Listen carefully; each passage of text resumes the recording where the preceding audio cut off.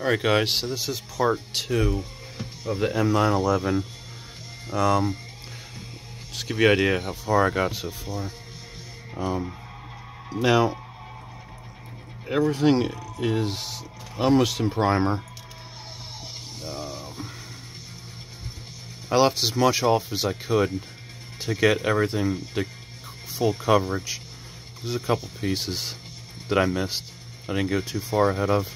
None of the gray parts or the tan parts are glued down right now because I need to be able to get them off to paint them. For the axle drop, I did put this on. I forgot again. I mean, that piece is pretty critical, but I mean, when you hook up these hydraulic hoses in here, you got to go from the front here into there and then connect them. It's going to be pretty tough to do it, and then there's two more on this side.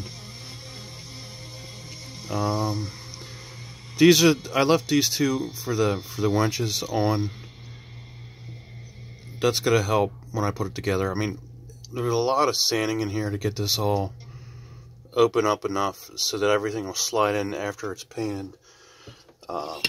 The hydraulic box, the hydraulic tank, right, I had to hand build that. The original piece is just completely mangled. I don't even know if I have it anymore. Yeah, here it is. That's the way it came in the kit. Amazing. So I put this one together, just, you know, out of styrene. The detail on these things is crazy. There's so many parts just for this one piece.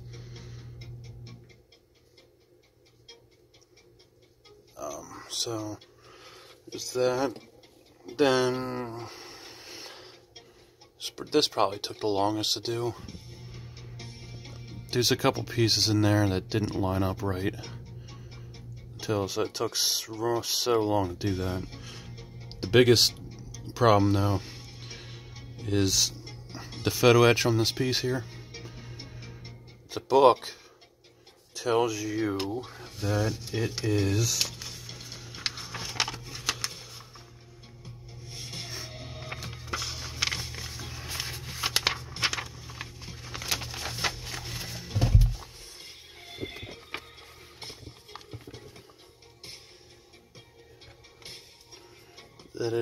X1, and when you look at the inside the thing on the sprue itself for the photo etch, it's actually W1. This happened before with two other pieces of photo etch. They didn't have them labeled correctly, so that's a huge thing. So if you're doing this, make sure you check that out. These handles for the hydraulic, for the winch, they weren't too bad to put on. And then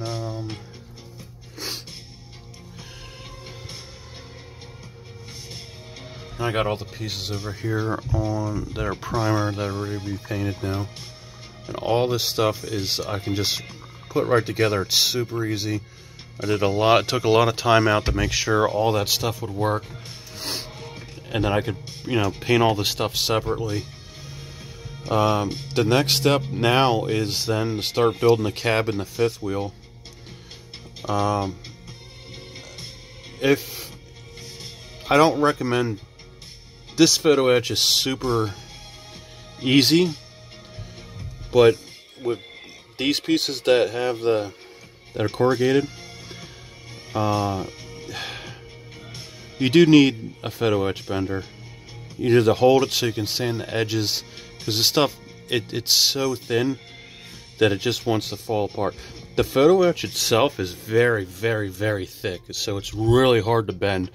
Like I had the tool to do this, but the photo etch stuff itself is very thick. And then like for this piece, definitely you're gonna need a photo etch bender, because all that corrugated steel is just like, it just wants to bend there and not where it wants you to bend it. What else can I say here? Let me go through the manual quick and show you some other problems.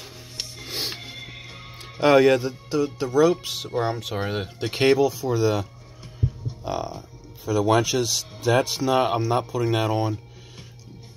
When you're putting this together, A43 and A40, I just tack that. So when, like mine's in primer right now, so I'm going to paint all this first, get it all done, and then go back and just pop this end off, throw, you know, put the knot there and then throw it back together.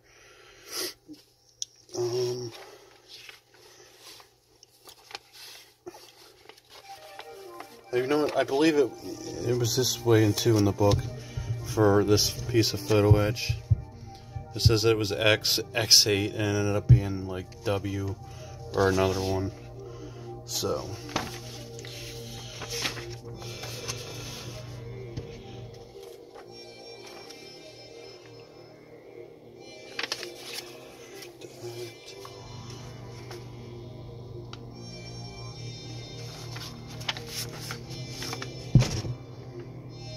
here's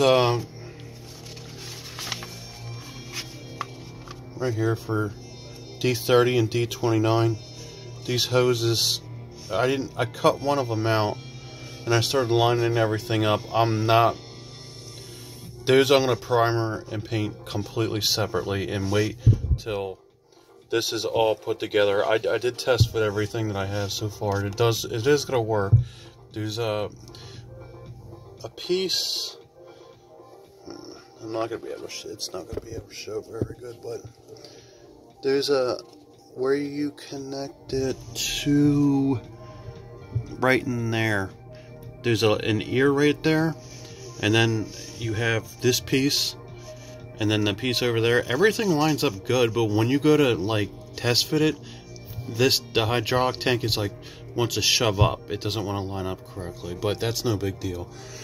I forgot about A20. That's why they're not primered. D13 and D12. These two pieces in my kit, that little ear, that little nipple that sticks out there, was too long and too fat, so it wouldn't go through here. So I just trimmed it, because it looks like that little ear there is meant to go through all the way and then connect through this piece of photo etch right there. Well, it would be right there, and come out the other side so you can glue it. But it does not work that way, so I just trimmed the inside off to enough where it would fit together inside there, and super glued it. The crank itself, the crank handle, that was easy. And then everything else went together pretty well so far, though.